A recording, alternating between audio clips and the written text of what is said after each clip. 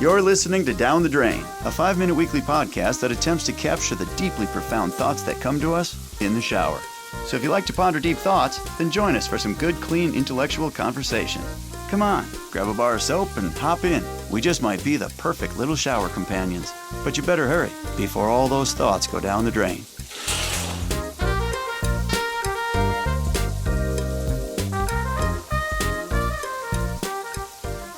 In our introductory episode, I mentioned our shower was a clean and private place. We may be swaying from that a bit here, so if you're one of our young or more sensitive listeners, please know that this episode may be deemed a bit inappropriate. Since I started Down the Drain, I've had numerous conversations with people about their shower experiences, some of them rather personal. I don't quite know what it is, but something about it compels people, often complete strangers, to share somewhat private details of their shower habits, some of which I would have been far better off not knowing about. And through these conversations, I've come to discover people do all sorts of interesting things in the shower. And that's perfectly okay. It's their shower. They should be able to do what they want.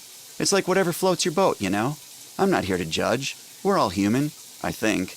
I just don't feel all that comfortable knowing about it. But aside from a few folks, I find most of the people I talk to are just like me.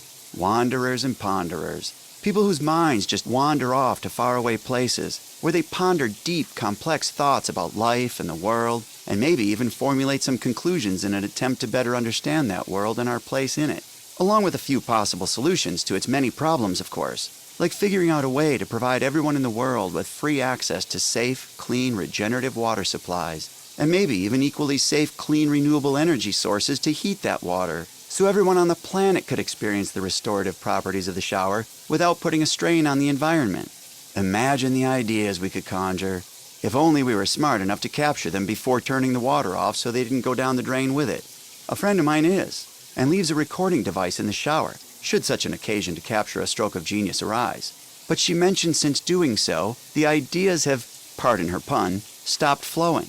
But it's there, as is her genius, and sooner or later, those ideas will start flowing again, maybe first as a drip, then a trickle, but once they do, that recorder will be there to capture them. And if she's anything like me, an idea will hit mid-shower, and she'll hurry to reach for that recorder with shampoo in her hair and soap on her hands, only to watch it slip out of her grasp and land in the soapy water below, rendering it useless. But the batteries were most likely corroded from the humidity anyway.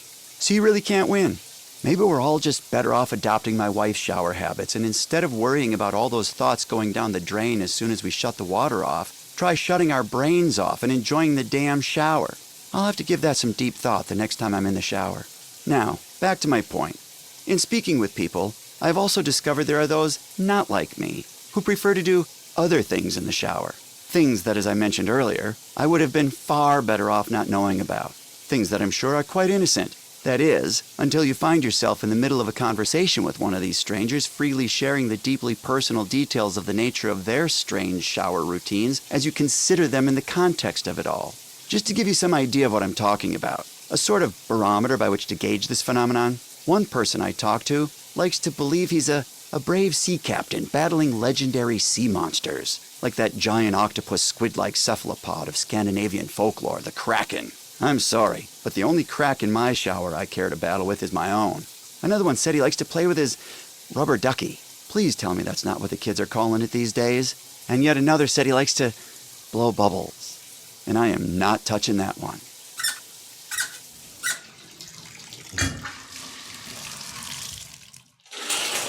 You mind grabbing me that there towel? Thanks, me matey.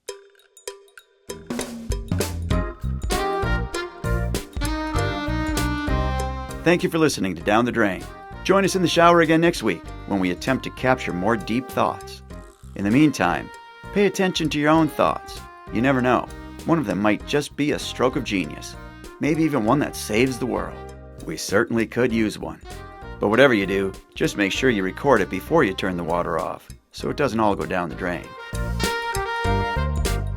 Down the Drain was written, produced, and edited by Guy Holland.